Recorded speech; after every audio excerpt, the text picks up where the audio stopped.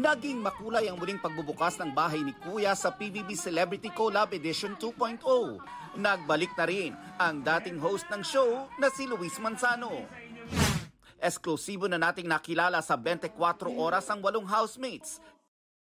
Kagabi, ipinakilala na rin ang 12 pang housemates, ang mga kapusong sina Anton Vinson, Wynonna Collins, Caprice Cayetano, Liv Victor, John Clifford, at Ashley Sarmiento, at kapamilya stars na sina Eliza Borromeo, Ray Victoria, Inigo Jose, Lela Ford, Rach Alim, at Fred Mosser. Pagpasok pa lang sa bahay ni Kuya, sumabak agad sa unang task ang housemates na gumawa ng isang human chain para ilipat ang birthday cake para kay Fred na saktong nagdiriwang ng kanyang 18th birthday. Sa outside world, full support sa journey ng bagong housemates ang mga nakasama nila sa industriya. Rooting for Caprice, si Kailin Alcantara na nakasama niya sa seryeng Kambal Karibal.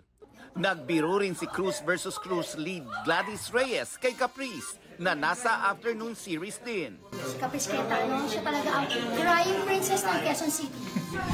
Support my baby sister naman ang mensahe ni Elijah Alejo na full support din sa kanyang makabarkada na sina Ashley, Marco, Anton at John.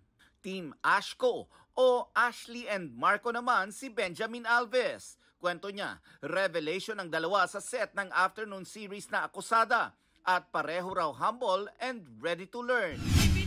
At ang ex-housemate na si Charlie Fleming tila may yearning. Kuya, kinuha mo si Lee, kinuha mo si Joaquin, kinuha mo si Wynonna, si Marco, si Ashley. At ang isa sa kanyang main concern, Kuya, kinuha mo sila lahat, wala na kaming streak! wish tuloy ni Charlie, bekene men pwedeng pumasok siya ulit sa bahay ni Kuya. Tapos, Kuya,